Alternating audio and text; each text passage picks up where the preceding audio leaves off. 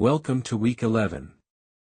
Today we cover outbreak investigation, epidemiology in crisis mode. When disease clusters occur, epidemiologists must quickly determine what's happening and how to stop it. For healthcare managers, outbreak investigation is immediately relevant. Healthcare-associated infections, foodborne illness from your facility's cafeteria, respiratory illness among staff, these require rapid epidemiological response.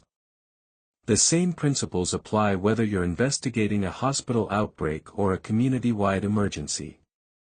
We'll walk through the systematic approach to outbreak investigation, using Canadian examples to illustrate the concepts. An outbreak is the occurrence of more cases of disease than expected in a given time and place. The baseline expectation matters. One case of measles might constitute an outbreak if Canada has been measles-free. One case of influenza in winter is not an outbreak, it's expected. Epidemic is essentially synonymous with outbreak, often used for larger-scale events. Pandemic refers to global spread, as with COVID-19. Outbreaks may be detected through surveillance systems that flag unusual numbers, or through clinician reports of unusual cases. A lab might notice an unusual pathogen. A nurse might notice several patients with similar symptoms. Once detected, outbreaks require investigation to identify the source, mode of transmission, and appropriate control measures.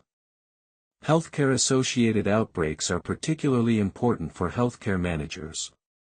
Surgical site infection clusters, C. difficile outbreaks, respiratory virus transmission in long-term care, these require the same epidemiological approach as community outbreaks. Outbreak investigation follows a systematic process. Let me walk through the steps. First, confirm the outbreak exists. Is this truly more cases than expected, or an artifact of changed surveillance, testing, or reporting? Verify diagnoses and establish that baseline expectations are being exceeded.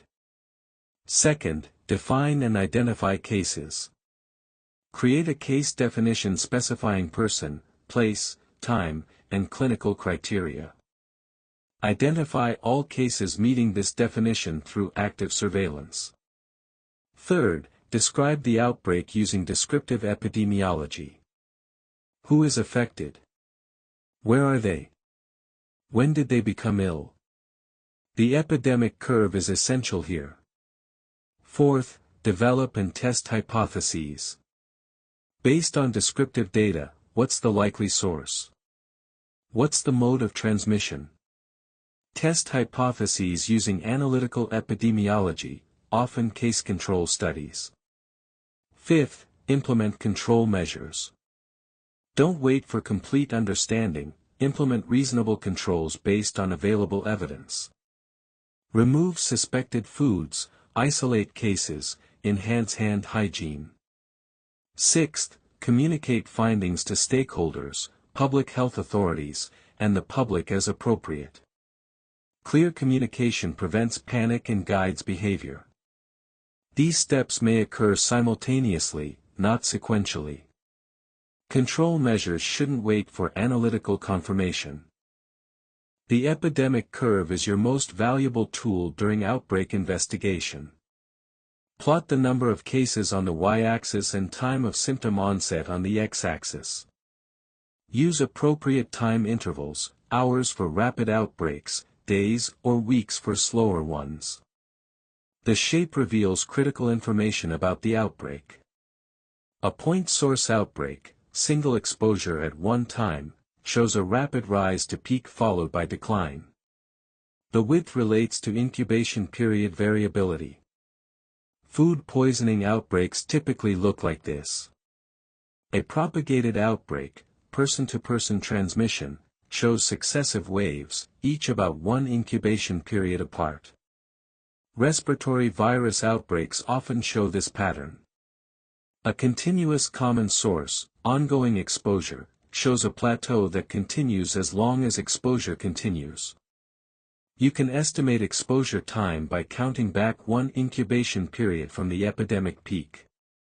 If norovirus cases peaked on Tuesday and incubation is 24 to 48 hours, exposure was probably Sunday or Monday. The epidemic curve also shows whether your control measures are working. New cases should decline after effective intervention. When descriptive data suggests hypotheses, case control studies can test them quickly. In an outbreak setting, cases are people meeting your case definition, confirmed illness during the outbreak period. Controls are people from the same population who didn't become ill. For a foodborne outbreak at a wedding, cases are guests who got sick. Controls are guests who attended but stayed well. You compare what foods each group ate.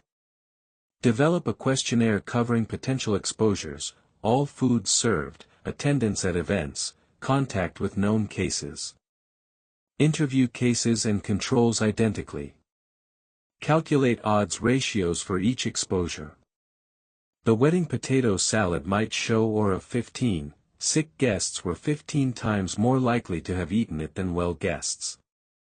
That's your likely source. Case control studies can be conducted rapidly during outbreaks, days rather than months. They provide analytical evidence to confirm or refute hypotheses from descriptive data. For healthcare managers investigating facility outbreaks, the same approach works. Compare exposures between patients who developed healthcare-associated infections and similar patients who didn't. The Walkerton outbreak remains Canada's most significant waterborne disease event and illustrates outbreak investigation principles. In May 2000, the town of Walkerton, Ontario experienced an outbreak of bloody diarrhea. E. coli O157, H7 and Campylobacter jejuni were identified. 7 people died, over 2,300 became ill, nearly half the town's population. Descriptive epidemiology showed clustering in Walkerton, with cases among residents and visitors. The epidemic curve showed a point source pattern. Investigation identified the municipal water supply as the source. Heavy rains had washed cattle manure into a shallow well. Chlorination had been inadequate, and monitoring had not detected the contamination.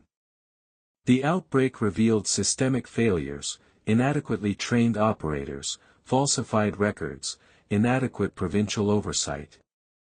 The subsequent O'Connor inquiry led to comprehensive reforms in Ontario water safety, including mandatory certification for operators, enhanced testing requirements, and improved oversight. For healthcare managers, Walkerton illustrates how outbreak investigation leads to systems improvements. The investigation wasn't just about stopping this outbreak, it was about preventing future ones. Healthcare-associated outbreaks follow the same epidemiological principles as community outbreaks but occur in your facilities. Common sources include contaminated medical devices, products, or medications. Procedures may be vectors, endoscopy, surgery, injections. Environmental reservoirs like water systems can harbor Legionella.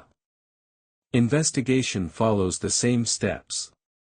Confirm the outbreak, define cases, describe by person place time, develop hypotheses, conduct analytical studies if needed, implement controls. Contact tracing identifies exposed patients. Who was in the affected unit? Who received the suspected product? Who was cared for by an infected healthcare worker?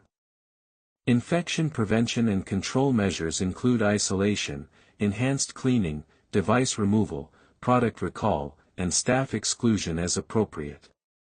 Communication with patients and families is essential. Patients who may have been exposed need information. Transparency, while challenging, is the ethical and practical approach.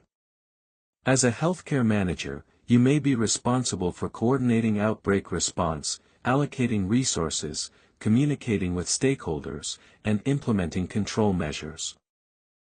Let's summarize outbreak investigation. Outbreaks are more cases than expected. They require systematic investigation following established steps: confirm, define cases, describe, hypothesize, test, control, communicate. The epidemic curve is essential. Its shape reveals transmission pattern and helps estimate exposure timing. Plot cases by onset date and let the data guide your thinking. Case control studies enable rapid analytical investigation.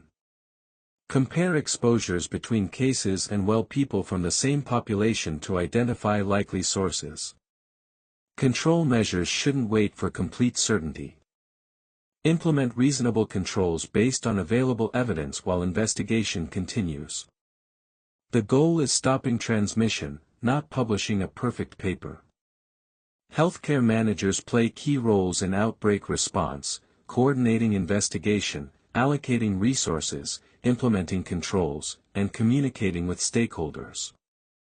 Next week, we conclude with health services epidemiology, applying epidemiological thinking to healthcare quality and safety. See you for our final session.